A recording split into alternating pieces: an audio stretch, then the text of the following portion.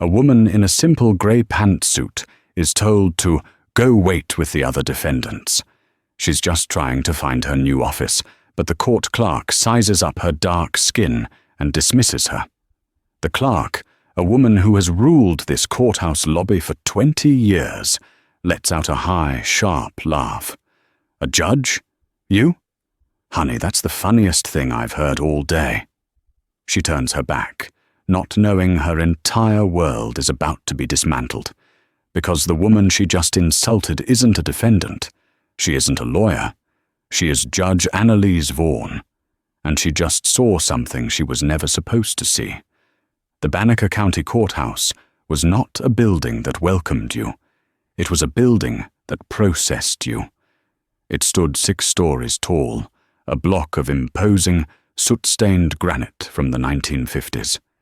Its small, slit-like windows looked less like portals for light and more like arrow slits in a fortress. Inside, the air was thick with the smell of stale coffee, industrial floor wax, and the quiet, metallic scent of desperation.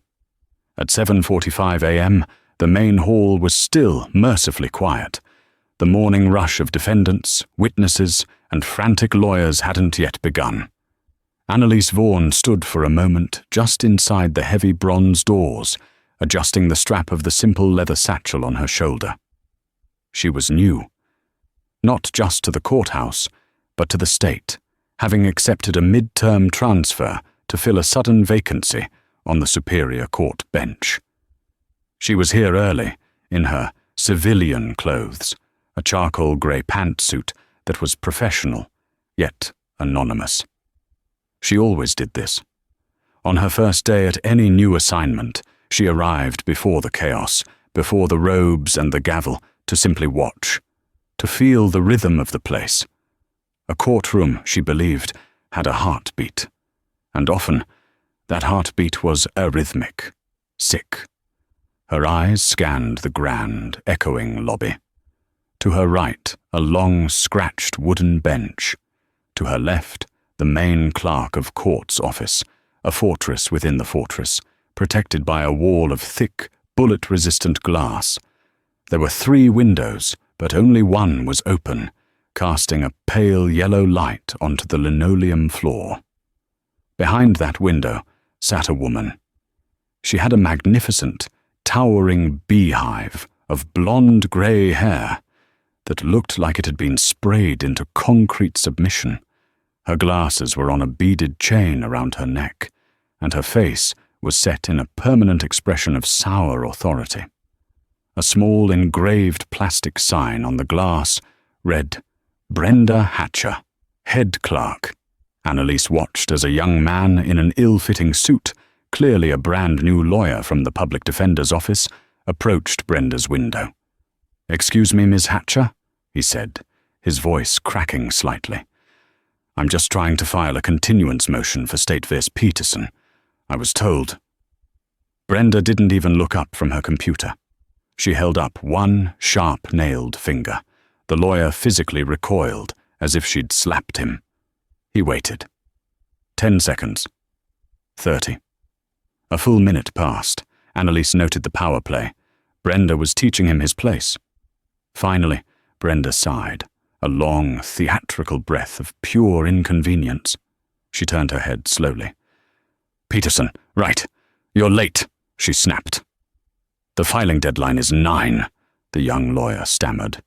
It's 7:48.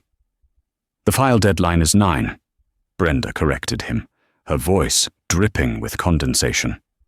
"The my time is valuable deadline was yesterday. You public defenders think you can just wander in here any time you please and dump your paperwork on my desk. I have judges to manage." She snatched the papers from his hand. "Go wait. I'll get to it when I get to it. And your tie is crooked." The lawyer, face burning red, mumbled a "thank you" and scurried away, straightening his tie. Annalise let out a slow, quiet breath. So that's the gatekeeper, she thought. She knew the type. Every courthouse had one, a career bureaucrat who had mistaken their small, vital cog in the machine for the entire engine. They didn't just file papers, they wielded power. They controlled access, schedules, and by extension, the flow of justice itself. And this one, Annalise suspected, enjoyed the taste of that power far too much. She adjusted her satchel and walked forward. Her heels made a sharp, clean click-clack on the floor, a sound that seemed to annoy Brenda Hatcher before she even arrived. Annalise stood at the window. She gave the clerk a polite, neutral smile. "Good morning," she said. Brenda's eyes did a quick, dismissive scan. From Annalise's simple, unstyled hair, down her dark face, over the plain pantsuit, and to her practical shoes. It was a comprehensive, 2-second inventory of her perceived status. The verdict was clear in the clerk's eyes. Unimportant. "Morning," Brenda said, her tone flat. "What case?" "No case," Annalise replied, keeping her voice pleasant. "My name is Annalise Vaughan. I'm the new judicial appointment for 3B. I'm here to pick up my keys and the welcome packet from the court administrator." Brenda Hatcher went perfectly still. She looked up from her screen, and this time the look was not dismissive. It was openly, shockingly evaluative. She looked Annalise up and down again. Then, a small, tight smile pulled at the corner of her mouth. "Defendant check-in is down the hall. Room 104, she said, gesturing vaguely with her pen. "You're early. They don't open till 8. Annalise's own smile didn't waver, but her eyes went cold. "I'm sorry. I think you misheard me. I'm not a defendant. I'm Judge Vaughan. I'm taking over Judge Porter's calendar in 3B. This time, Brenda Hatcher didn't smile. She laughed. It wasn't a small chuckle. It was a loud, high, barking cackle that echoed in the empty lobby. It was a laugh of pure, unadulterated ridicule. "A judge?" she cackled, leaning back in her chair and pressing a hand to her chest. "Honey, that's rich. Oh, they'll just let anyone play dress-up these days, won't they?" She leaned forward, her face a mask of patronizing condescension. "Look, lady, I don't know what you're trying to pull. Maybe you're one of those sovereign citizen types, or maybe you're just plain lost. But judges," she said, tapping the glass, "don't look like you, and they don't just wander in off the street." "Don't look like me," Annalise repeated, her voice dropping 10 degrees. "You heard me," Brenda snapped, her brief humor evaporating into pure venom. "Now, I've got actual work to do. Go on, Go wait with the rest of the public over on the benches until your real case is called. And don't bother me again." Brenda Hatcher swiveled her chair around, presenting Annalise with her stiff, beehived back. It was the ultimate dismissal. Annalise stood at the window. The silence in the lobby was profound. The young PD lawyer was watching from the far corner, his eyes wide, with a mixture of horror and fascination. Annalise felt the familiar, hot rush of anger. It was an old, tired companion, the casual, baked-in racism that assumed her skin color dictated her station. She could have escalated. She could have pulled out her judicial ID card, issued by the governor's office. She could have demanded to see the court administrator, a man named Philip Jenkins. But a different instinct took over. The sharp, predatory instinct of a prosecutor, which she had been for 15 years before taking the bench. Brenda Hatcher wasn't just rude, she was bold. This level of open contempt didn't grow in a vacuum. It was nurtured. It was a sign of entitlement, so deep that it felt completely protected. And Annalise, who had been planning to go straight to her new chambers, made a different decision. "Fine," Annalise said, her voice perfectly calm. "I'll wait." She turned, not with a shuffle of defeat, but with a deliberate, measured pace. She walked to the hard wooden bench against the far wall. She sat down, placed her leather satchel in her lap, and crossed her legs. She was no longer just feeling the rhythm of the courthouse. She was hunting. Brenda Hatcher, from her glass fortress, was the most powerful person in this lobby. And she had just made the critical, fatal mistake of laughing at the one person who had just become more powerful than her. The lobby began to fill. The 8 a.m. wave was composed of people who had to be there, the defendants on bond, the families, the people fighting evictions. They shuffled in, clutching pieces of paper, their faces drawn with anxiety. They formed a disorganized, nervous line in front of Brenda's window. From her vantage point, Annalise Vaughan had a perfect, unobstructed view. She sat as still as a heron, her gaze missing nothing. She watched Brenda's theatre. To a white man in a crisp suit, she was all, "Yes, sir, Mr. Donovan," and "Right away, sir." To a panicked-looking Hispanic woman holding a crying baby, she was a brick wall. "English," Brenda barked. "I don't speak, whatever that is." "Next." To a young black man asking where to pay a fine, she sighed. "Do I look like a cashier?" "Go to the basement and tuck your shirt in. This is a courthouse, not a nightclub." It was a disgusting, predictable display. But then Annalise saw it. The man in the crisp suit, the one Brenda had called Mr. Donovan, returned. His name was Rex Donovan. Annalise recognized him, vaguely, from a legal review. He was a bottom feeder, a fixer who specialized in DUIs for the rich and messy divorces. He was all cologne, expensive watch, and reptilian charm. He didn't stand in line. He walked right up to the side of the glass booth to a small, solid door marked Clerk's Office, Staff Only. He gave it a specific rat-tat-tat knock. A moment later, the door was unlocked from the inside. Brenda Hatcher herself opened it. Just a crack. Her entire demeanor had changed. The sour, combative mask was gone, replaced by a greedy, obsequious smile. "Rex, you're early," she whispered, her voice carrying in the quiet hall.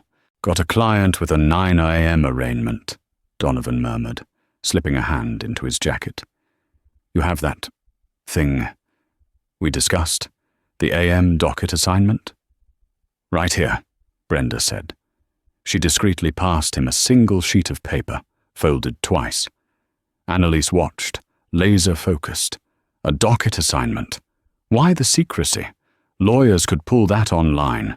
Unless this was a pre-assignment.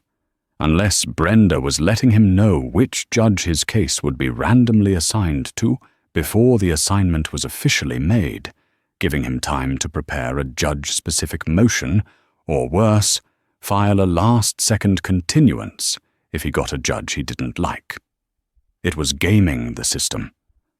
Donovan took the paper and, just as smoothly, passed her an envelope. It was a standard white business envelope, but it was thick. Too thick for a letter. It was the thickness of folded cash. Brenda took it without a second glance, slipping it into the drawer of her desk. "Pleasure doing business," she said. "Always, Brenda," Donovan said, flashing a toothy grin. He turned and strode out of the courthouse, the picture of confidence.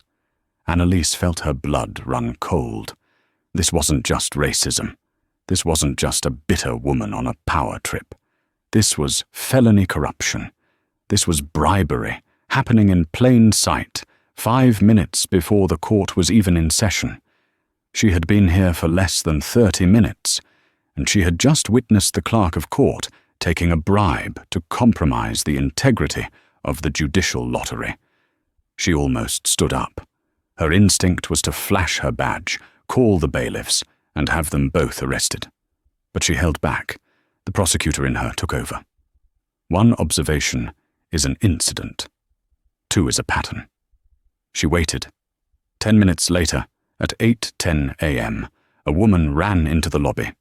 She was frantic, her eyes red from crying, her hair a mess. She clutched a thick sheaf of documents to her chest. She looked like she hadn't slept in days. She ran to Brenda's window, where the line was now 5 deep. "Please," the woman begged, cutting the line. "Please, I have to file this. It's a restraining order. He found my sister's address. He said he's coming. Please, I have to file it before my hearing at 9:30. The man in line, a construction worker in a dusty jacket, turned. "Hey, lady, back of the line." "I can't," she sobbed, pressing her papers against the glass. "Please, Mum. Brenda, please." Brenda Hatcher looked at the woman with a face of utter boredom. "First, you don't cut the line. Second, all TROs and ex parte motions had to be filed by 8:00 a.m. to be heard this morning. You're late. You'll have to file it, and it will be on tomorrow's docket." "Tomorrow?" the woman shrieked, a sound of pure terror.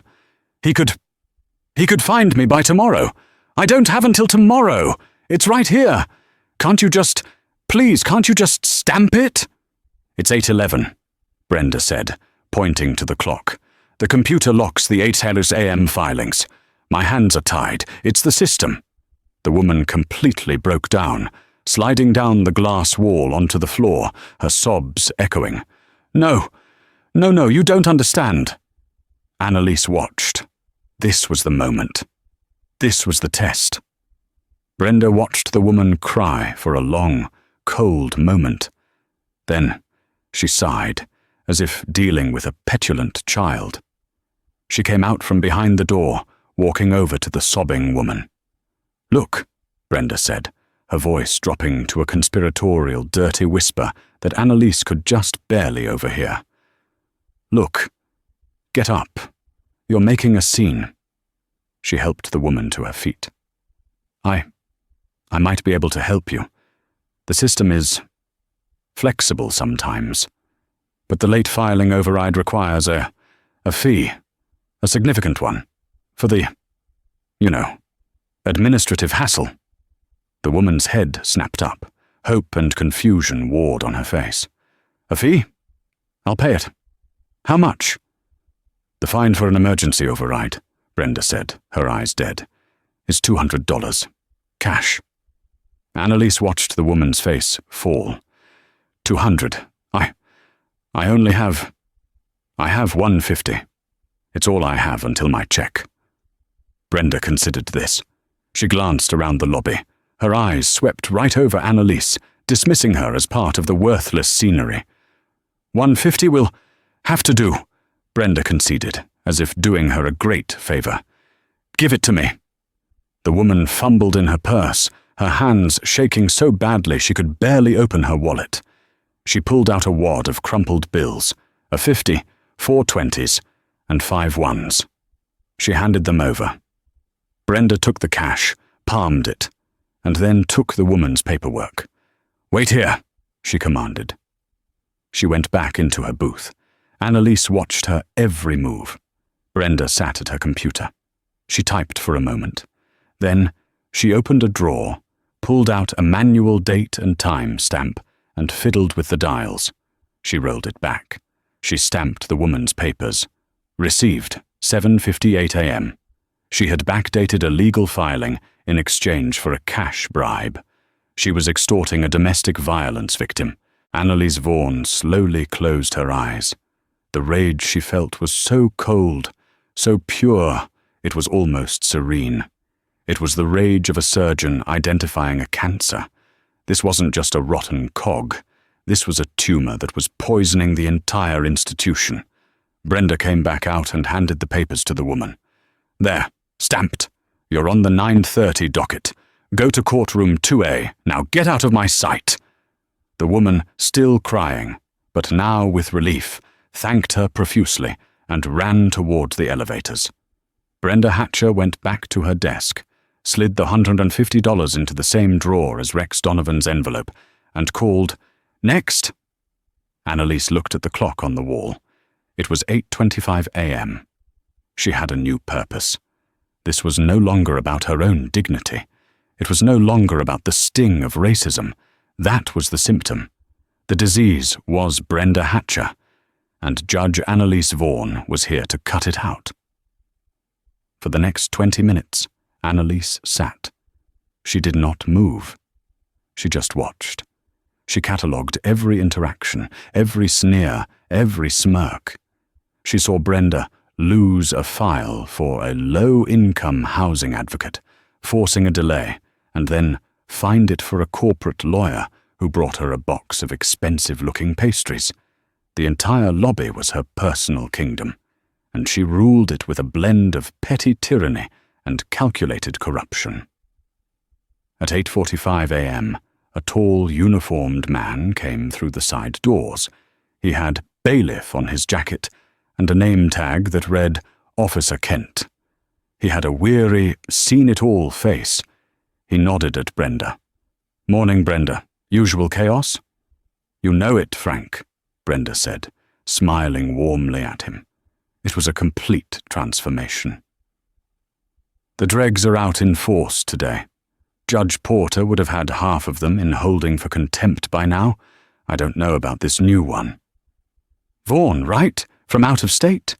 Kent asked, sipping a coffee. "That's the one," Brenda said, lowering her voice, "but not enough. Some affirmative action hire, I'm sure. Probably won't know a motion to compel from a motion to dismiss. We'll have to train another one. It's exhausting." Annalise listened, her expression unchanged. Affirmative action hire, another barb, another assumption. She filed it away with the rest. "Well," Kent said, finishing his coffee and tossing the cup. "Time to open the doors to the circus. You ready for 3B? "As I'll ever be," Brenda sighed. Kent walked to courtroom 3B, which was right off the main lobby, and unlocked the heavy wooden doors. The first few lawyers and citizens waiting for the 9 a.m. docket began to trickle in. Brenda gathered a stack of files, her face settling back into its sour mask. This was the moment. Annalise Vaughan stood up. The sudden movement, after her long stillness, drew Brenda's eye. Annalise zipped her leather satchel. She adjusted the collar of her pantsuit. She walked, not to the clerk's window, but directly toward the judges and staff only door beside it, the same one Rex Donovan had used. Brenda's head snapped up. The casual contempt was back, now sharpened with irritation. "Hey, you! I told you that door is not for the public!" she shouted. The entire lobby quieted. "Are you deaf? I told you to wait on the bench." Annalise ignored her. She reached the door.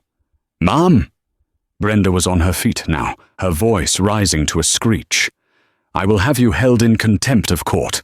You can't just—" Annalise reached into her suit pocket and pulled out a simple, white plastic keycard. It was the temporary all-access pass given to her by the head of State Judicial Administration, pending her permanent ID. She didn't look at Brenda. She faced the small black scanner on the wall and held the card up. There was a quiet beep, and the light on the scanner flashed from red to green. Brenda Hatcher's screech died in her throat, choked off by a sudden, sharp intake of breath. The lobby was dead silent. The only sound was the heavy click of the electronic lock disengaging. Annalise pushed the door open. She paused in the doorway and turned her head. She looked directly at Brenda Hatcher, whose face had gone the color of spoiled milk. The beehive hair seemed to wilt. Her mouth was open, but no sound was coming out. "Ms. Hatcher," Judge Annalise Vaughan said, her voice quiet, but carrying the unmistakable ring of absolute authority. It was a voice that didn't request. It commanded. "It is 8:50 a.m. Court convenes in 10 minutes. In that time, I expect 3 things." Brenda's hands, which had been on her hips, were now shaking at her sides. "First," Annalise continued, "you will retrieve the keys to my chambers, chambers 3B, from wherever you have them stored. Second, you will fetch my welcome packet from the court administrator's office. I'm sure Mr. Jenkins will be fascinated to hear about my reception this morning. And third," Annalise said, her eyes boring into the terrified clerk. "You will bring me a cup of black coffee. You will place all 3 items on my bench in courtroom 3B. You will then return to your station and prepare for the roll call." Annalise let the orders hang in the air. The young public defender, who had been lingering to watch, was now desperately trying to hide his smile behind a case file. Your Honor," Brenda stammered, her voice a reedy, panicked whisper. I didn't recognize you. You thought, Annalise said, cutting her off with surgical precision, that I was a defendant. You thought I was the public. You thought I didn't look like a judge. What you failed to think, Miss Hatcher, is that the person you are speaking to, any person who walks into this courthouse, deserves a baseline of human dignity. Your assumptions are not my problem, but they are, as of this moment, your problem. Annalise stepped through the doorway. 10 minutes, Miss Hatcher, she said over her shoulder. Don't be late. It sets a bad example. The door clicked shut behind her, leaving a stunned, silent lobby in her wake. Brenda Hatcher stood frozen for a full 5 seconds, her face a grotesque mask of dawning horror. The blood drained from her head so fast she had to grip her desk to stay upright. The humiliation was total. The power dynamic of the Banneker County Courthouse had just been inverted, instantly and violently. Then terror gave way to panic. She flew into motion, grabbing her own keys, fumbling at her drawer, then sprinting, as much as she could sprint, down the hall toward the administrator's office. She was no longer a queen. She was a terrified servant, running an errand for a new master. And the worst part, the part that was making her heart hammer against her ribs, wasn't just the humiliation. It was the sudden, sickening memory of Rex Donovan. The envelope, the woman with the restraining order, the backdated stamp. How long had that black woman, that judge, been sitting on that bench?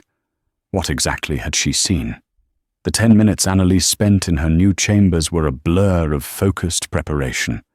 The room smelled of old books and lemon polish. Judge Porter, her predecessor, had left nothing behind. It was a blank slate. Annalise found the judicial robes hanging in a tall wooden wardrobe. She pulled the heavy black fabric over her shoulders, the familiar weight settling on her. It was her armor. She was not, as Brenda had suggested, an affirmative action hire. She was a Harvard law graduate, a former assistant U.S. attorney, and a federal prosecutor who had dismantled 2 of the largest racketeering rings in Chicago. She had taken this state-level judgeship to be closer to her aging father. She hadn't come here looking for a fight. But Brenda Hatcher, in her arrogance, had just started a war. At 8:59 a.m., Annalise stood behind the thick wooden door that led to the bench. She heard the muffled sounds of the courtroom settling. At 9 a.m. on the dot, Officer Kent, his face carefully neutral, bellowed, "All rise. The Banneker County Superior Court, Part 3B, is now in session. The Honorable Judge Annalise Vaughan presiding." The door opened. Annalise walked out and up to the bench. The courtroom was medium-sized and packed. Lawyers filled the jury box and the front rows. Defendants and their families, a mix of anxiety and boredom, filled the back. And at the clerk's station, to her right, stood Brenda Hatcher. She looked as if she had aged 10 years. Her face was pale and slick with sweat. The keys to the chambers, the welcome packet, and a styrofoam cup of coffee were all placed, precisely as ordered, on the corner of Annalise's bench. Annalise sat. The room sat. The scraping of chairs echoed. She opened the first file. "Good morning," she said, her voice amplified by the microphone, crisp and clear. "I am Judge Vaughan. I will be handling this calendar moving forward. I have my own set of rules. They are simple. Be on time, be prepared, and be respectful. To me, to the court, and to each other. We will conduct the business of the people with integrity and efficiency. Is that understood?" A murmur of, "Yes, Your Honor," rippled through the lawyers. "Excellent," Annalise said. She looked down at the docket, and she saw the first case, State v. Peterson, the young public defender's case. "First up," she said, "Docket 901, State v. Peterson. Counsel, please approach." The young PD, the one from the lobby, walked forward, his eyes still wide. "Your Honor," he began, "I filed a motion for continuance this morning." "I see it," Annalise said. "And I also see that the state opposes?" The assistant district attorney, a sharp woman in a blue suit, stood. "We do, Your Honor. The victim has flown in twice. We are ready to proceed." Annalise looked back at the PD. "Counselor, your reason?" My client's alibi witness was just located. She lives in rural—" "Motion granted," Annalise said. The ADA and the PD both blinked. Your Honor," the ADA said. "Motion granted, counsel," Annalise repeated, staring at the file. "The right to present a full defense is constitutional. The inconvenience to the state is logistical. We will find a new date." She looked at Brenda. "Ms. Hatcher, please find a new trial date for, let's say, 6 weeks from now. Please coordinate with both counsels." Brenda fumbled with the computer, her hands visibly shaking so much she could barely type. The young PD was staring, mouth agape. He had just won a motion he was sure to lose. It was the first subtle shift. Annalise proceeded through the next 5 cases with rapid, sharp efficiency. She denied a routine delay from a high-priced lawyer. She granted a hardship request from a defendant. She was fair, fast, and unyielding. The lawyers were catching on quickly. This judge did not suffer fools. Then she reached the middle of the stack. Next, a request for an ex parte temporary restraining order. Jenkins v. Jenkins. The frantic woman from the lobby, Sarah Jenkins, was sitting in the front row, trembling. "Ms. Jenkins, please approach," Annalise said. She read the petition. It was a brutal, straightforward story of spousal abuse and escalating threats. "Ms. Jenkins, I have read your petition. I find your claims credible and the threat imminent. The temporary restraining order is granted, effective immediately," Annalise said. The woman burst into tears, this time of relief. "Thank you, Your Honor. Oh God, thank you." "Officer Kent," Annalise said, "please escort Ms. Jenkins to the TRO office to have the order served and ensure she has a safe escort from this building." "Yes, Your Honor," Kent said, moving. "And Ms. Hatcher," Annalise said, her voice suddenly sharp. Brenda flinched as if struck. "Yes, Your Honor. Please bring me the original filing of Jenkins versus Jenkins, the one from your desk." This was it. The air in the courtroom changed. This was not a normal request. "Your Honor," Brenda stammered.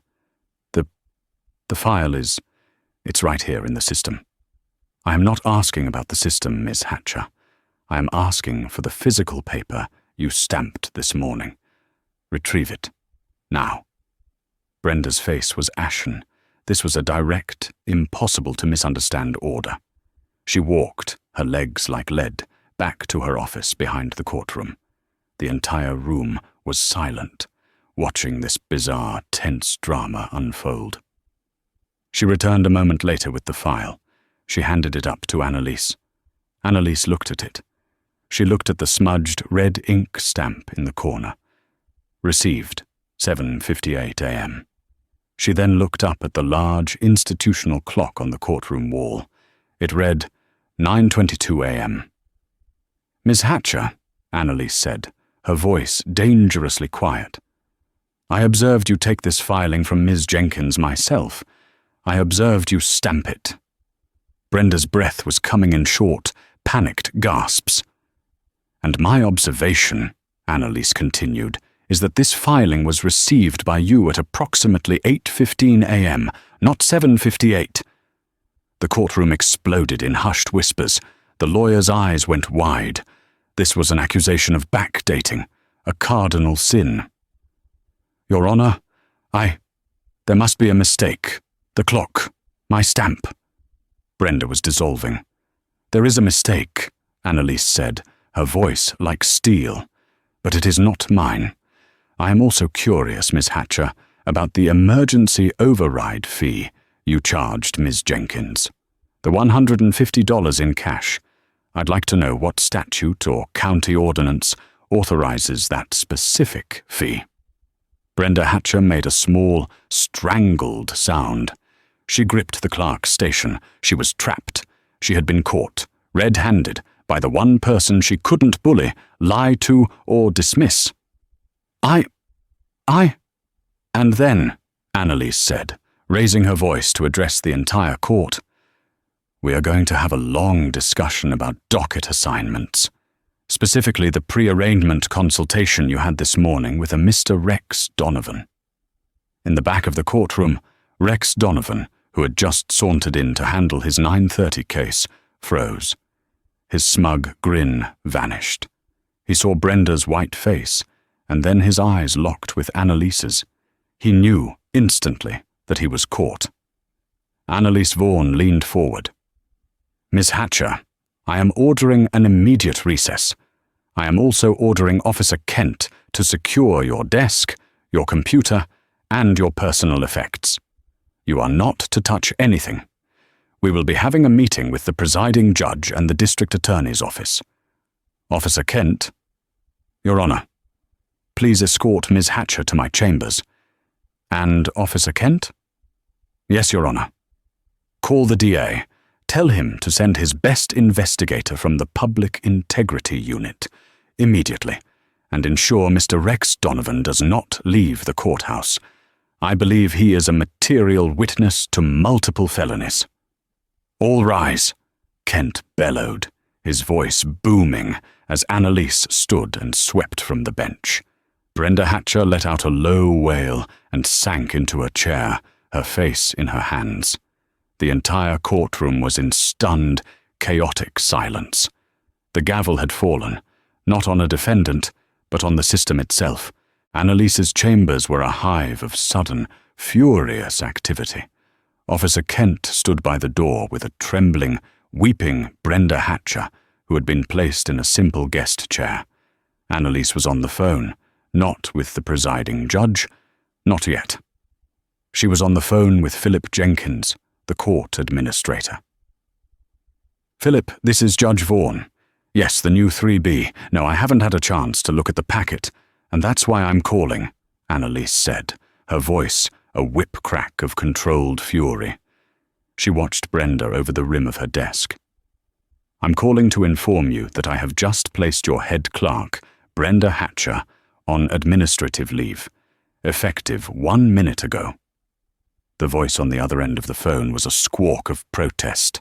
"With all due respect, Philip, I don't give a damn about protocol. I'm telling you what I saw. I've been in this courthouse since 7:45 a.m.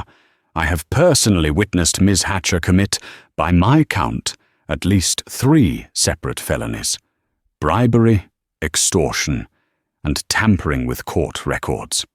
So you can either come down here and manage the administrative side of this, or you can read about it in the newspaper tomorrow after I'm done with the district attorney. Your choice." She hung up without waiting for a reply.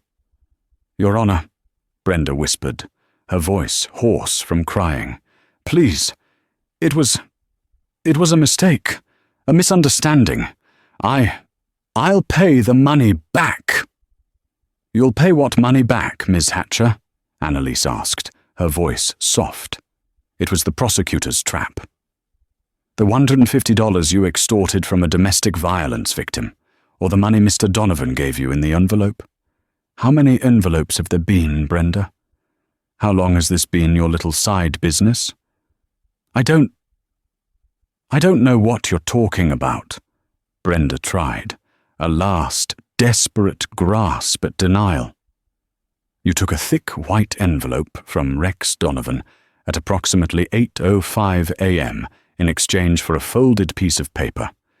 You then placed that envelope in the top left-hand drawer of your desk, Annalise said, her voice devoid of emotion. I am willing to bet my entire judicial pension that when the investigators open that drawer, they will find that envelope, and it will be full of cash. Am I wrong? Brenda's face crumpled. She knew she was done. The precision of the observation was undeniable. The door to the chambers opened, and presiding Judge Miller swept in. He was an older man with a lion's mane of white hair, and he looked apoplectic. "Vaughan, what in God's name is the meaning of this?" he boomed. "You can't just detain a court employee. You've thrown the entire morning docket into chaos. There are procedures." "Judge Miller," Annalise said, standing up. She was shorter than him, but she seemed to take up all the oxygen in the room. "Please, sit. Ms. Hatcher," she gestured to Brenda, "is a criminal. I caught her, red-handed, selling docket assignments and extorting victims." Miller stopped, his mouth open. "Brenda. Our Brenda. She's been here for 30 years. That's a libelous accusation, Judge." "Is it?" Annalise said. She walked over to Officer Kent. "Officer, you secured her desk?" "Yes, Your Honor. Nothing in or out." "Excellent." "Judge Miller," Annalise said, turning back to him. "Will you accompany me on a brief field trip?" Without waiting for an answer, Annalise swept out of her chambers, past the roiling chaos of the courtroom hallway, and back to the clerk's office. Miller and Kent, with Brenda in tow, followed. The lobby was packed and buzzing. Everyone knew something was wrong. Annalise ignored them all, walked behind the counter, and stood at Brenda's desk. "The top left-hand drawer, Miss Hatcher," Annalise said. "Please open it." Brenda, shaking like a leaf, used her key. She pulled the drawer open. Inside, beneath a stack of sticky notes and paper clips, were 2 envelopes. One was the thick white one from Rex Donovan. The other was a crumpled mess of bills, the $150 from Sarah Jenkins. Judge Miller let out a sound like a deflating tire. "Oh, Brenda." "No." Annalise, using a pen to avoid touching the envelopes, nudged the white one. "This one, I suspect, is from Mr. Donovan." She turned to Miller. "She's been selling docket assignments, Judge, letting lawyers like Donovan know in advance who they're getting, so they can prep for a friendly judge or ditch a hard one. She's been poisoning the well." "And this," Annalise said, gesturing to the crumpled cash, "is from a victim of domestic violence. Ms. Hatcher charged her $150 to backdate a restraining order petition, a petition that, by law, she is required to file for free. She extorted a woman who was terrified for her life." Judge Miller looked at Brenda with a profound, soul-deep disappointment. "Brenda." "Why?" Brenda finally broke. It was a complete, shattering confession. "Because they don't pay me enough," she shrieked, her voice cracking. 30 years in this pigsty. 30 years of dealing with this trash." She gestured to the lobby. 30 years of fixing the judge's mistakes, of being yelled at, of being treated like a servant. Donovan, he was just grateful. He said I deserved more. And that woman, she was late. There are rules." "The rules you broke," Annalise said, her voice like ice. "The rules you sold." At that moment, 2 men in dark suits arrived. They flashed badges at Officer Kent. "DA's office, public integrity. We got a call from a Judge Vaughan?" "That's me," Annalise said, stepping forward. "Gentlemen, welcome to the Banneker County Courthouse. This is your primary suspect, Ms. Brenda Hatcher. And this," she gestured to the drawer, "is your primary evidence. I believe you'll find she's been running a pay-to-play scheme for, at a minimum, the last 2 hours. I suspect, given her arrogance, it's been going on for years. Annalise then pointed to the door. Your co-conspirator, Mr. Rex Donovan, is currently being detained in my courtroom. I'd start with him. The investigator's eyes lit up. This wasn't a case they'd have to build. It was a gift-wrapped conviction. As the investigators began the formal process, reading Brenda her rights, photographing the drawer, Annalise turned to Judge Miller. This is the rot, Judge, she said, her voice low. This is what happens when we, the judiciary, get too comfortable. We let the Brendas of the world run things. We trade integrity for convenience. This isn't just her failure, it's ours. Miller, who had been a judge for 2 decades, looked around his lobby as if seeing it for the first time. He saw the desperate faces, the confusion, the fear, and he saw the woman who had been exploiting it all. You're right, Judge, he said, his voice heavy. You are absolutely right. He looked at Annalise, his eyes filled with a new, dawning respect. What do you need? I need a new clerk, Annalise said. A temporary one, immediately. Someone who understands that their only job is to serve the public, not to rule it. And I need a full, top-to-bottom audit of every case Miss Hatcher and Mr. Donovan have ever touched together. This, she said, looking at the crying, hyperventilating Brenda, is just the tip of the iceberg. The arrest of Brenda Hatcher sent a seismic shockwave through the courthouse. She was not just an employee, she was an institution.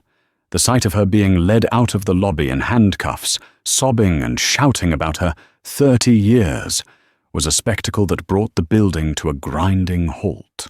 But Annalise Vaughan was just getting started. While the DA's investigators processed Brenda, who, faced with the irrefutable evidence, had begun to sing like a canary, Annalise had Rex Donovan brought to her chambers. He entered, not with handcuffs, but with 2 very large bailiffs and his own high-priced lawyer, who had apparently been on speed dial. The smugness was gone, replaced by a waxy, terrified pallor. Judge Vaughan, his lawyer began, a man named Harris. My client is here voluntarily, but— Save it, Mr. Harris, Annalise said, sitting behind her new desk. Your client is not here voluntarily. He is here because I ordered him detained as a material witness to bribery of a court officer. However, in the last 30 minutes, Ms. Hatcher has cooperated, and it seems material witness is being upgraded to co-conspirator. Donovan went white. It was a gift. She helps me with scheduling. It's a tip, like a barista. Annalise actually laughed. It was a cold, sharp sound. A tip? Mr. Donovan, you are an officer of the court. You know, just as I know, that what you did was bribe a public official to gain an unfair advantage in the judicial assignment process. You weren't tipping her. You were paying her to stack the deck, to compromise the very foundation of blind justice in this county. She leaned forward. So here is what is going to happen. The DA's investigators are right next door. In a moment, they are going to come in here and arrest you. You will be processed, and your bail will be set at a level that will make your eyes water. The state bar will be notified this afternoon, and your license will be summarily suspended by sundown. This is an outrage, Harris blustered. No, this is a reckoning, Annalise corrected him. However, I am a practical woman. Ms. Hatcher's corruption is my primary concern. You, she said to Donovan, are just a symptom. So you have one choice. You can cooperate, fully. You can detail every single bribe, every case you paid to have steered, every piece of information you bought from her. You will wear a wire, and you will help them uncover just how deep this rot goes. If you do that, maybe the DA will be inclined to listen when you ask for leniency. Or you can play tough with Mr. Harris, and I will personally recommend to the DA that you are charged with the maximum on every single count. Your career is over, Mr. Donovan. The only question is whether you spend the next 10 years in a cell." Donovan looked at his lawyer, his eyes screaming for help. Harris, seeing the brick wall in front of him, just sighed and loosened his tie. You should listen to the judge, Rex." Donovan collapsed. He confessed to everything. It was worse than Annalise had imagined. For 5 years, Donovan had been paying Brenda. It started small, $100 to lose a file for a day. It escalated to $500 to guarantee his case landed in front of a notoriously lenient part-time judge. But the real bombshell, the one that made Annalise feel sick, was what was in the folded paper she'd seen him take that morning. It wasn't a docket assignment. It was a sealed witness list. Donovan's 9:30 a.m. arraignment was for a high-profile felony assault. His client was a wealthy, connected thug. The paper Brenda had given him contained the name and home address of the prosecution's star witness, the victim's sister, who had been in hiding. Brenda Hatcher hadn't just been selling scheduling favors. She had been selling people for cash. Annalise's blood ran cold. She immediately called the DA's investigator back in. "Forget Donovan. I need a protective detail. Now, get a team to this address," she said, reading the address from Donovan's confession. "The witness in State versus Marchetti is compromised." The revelation changed everything. This was no longer bribery. This was conspiracy. This was endangerment. This was a level of corruption that could get people killed. The karma that hit Brenda Hatcher was no longer about losing her job. It was about losing her life. When confronted with this, with the fact that her tip had put a woman's life in mortal danger, even Brenda's defenses shattered. The investigators found a client list in a locked drawer. Rex Donovan was just one of 6 lawyers in her pay-for-play scheme. She had a ledger. She had dates. She had amounts. Her 30 years of service was a 30-year criminal enterprise built on a foundation of casual cruelty and systemic racism, and funded by extorting the desperate and the corrupt. She wasn't just fired. She was held without bail as a flight risk and a danger to the community. Her entire life's work, her identity as the queen of the courthouse, was incinerated in the space of 3 hours. All because she laughed at the wrong woman. All because she assumed that a black woman in a pantsuit couldn't possibly be her new boss. The Banneker County Courthouse did not recover quickly. The Brenda Hatcher scandal, as the papers dubbed it, was catastrophic. Brenda Hatcher pled guilty to a slew of charges, including 14 counts of bribery, 28 counts of tampering with public records, and 1 count of conspiracy to obstruct justice. The judge, brought in from another county, threw the book at her. The 30 years of service was not a mitigating factor. It was an aggravating one. She was sentenced to 12 years in state prison. She fainted when the sentence was read. Rex Donovan was disbarred. His testimony, given in exchange for a lighter sentence, took down 3 other lawyers and permanently tarnished the careers of 2 more. His wealthy client, seeing the case against him implode, also took a plea. The witness, thankfully, had been secured by the DA's team just in time. But Annalise Vaughan's work was far from over. The real karma wasn't just Brenda's punishment. It was the rebuilding. Annalise, with the full backing of a humbled Judge Miller, led the charge. Her first act was to hire a new head clerk. She promoted the young, timid public defender who had been Brenda's first victim of the day. He was stunned, but Annalise saw his core of integrity. "Mr. Peterson," she told him in her chambers, "I'm not offering you this job because you're a great lawyer. I'm offering it because you were respectful, even when you were being disrespected. You followed the rules, even when you were being bullied. This office doesn't need a tyrant. It needs a public servant. Can you be that? He accepted, and his first act was to hang a new sign at the clerk's window in English and Spanish. We are here to help. Your dignity is our priority. Annalise's second act was to find Sarah Jenkins, the woman who had paid the $150 bribe. Annalise personally apologized to her on behalf of the court. She had the $150 returned to her from a court emergency fund, and she presided over Miss Jenkins's final restraining order hearing herself, granting a permanent 5-year order of protection. Justice, delayed and extorted, was finally served. But the biggest change was in the atmosphere. Judge Annalise Vaughan had, in one morning, established a new standard. Her courtroom, 3B, became a legend. It was efficient. It was intolerant of games. But it was, above all, fair. She treated the public defenders with the same respect as the corporate lawyers. She listened to defendants. She explained her rulings. The casual, cruel racism that Brenda had wielded like a weapon was gone, choked out by the new light. Months later, Annalise was walking through the lobby at the end of a long day. The lobby was clean. The air felt lighter.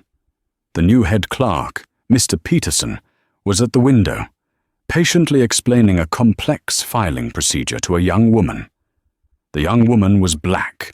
She was dressed in a simple suit, and she was clearly nervous, a first-year associate from a small firm. "I know it's confusing," Peterson was saying kindly. "The motion for substitution of counsel has to be filed with the original case number, but the proposed order needs... Here, let me just show you." He came out from behind the glass and stood beside her, pointing to the line on her form. The young lawyer looked up at him, her relief palpable. "Thank you. Thank you so much. I was worried I'd get it wrong." "Everyone gets it wrong the first time," Peterson smiled. "My job is to help you get it right. Welcome to Banneker County, Counselor." Annalise watched the exchange. She saw the young lawyer stand up straighter, her confidence restored. She saw the fear in her eyes replaced by a look of belonging. Annalise continued walking toward the exit. She didn't say a word. She didn't have to. The quiet click-clack of her heels on the polished floor was the only sound. It was the sound of integrity. It was the sound of a promise kept. The fortress had been breached, the rot had been carved out, and the work of justice, real justice, was finally beginning. True karma isn't just about punishment. It's about consequences. Brenda Hatcher's racist, arrogant laughter was an investment in her own destruction. She spent 30 years building a corrupt kingdom, but she tore it all down in one morning because she couldn't see past the color of a woman's skin.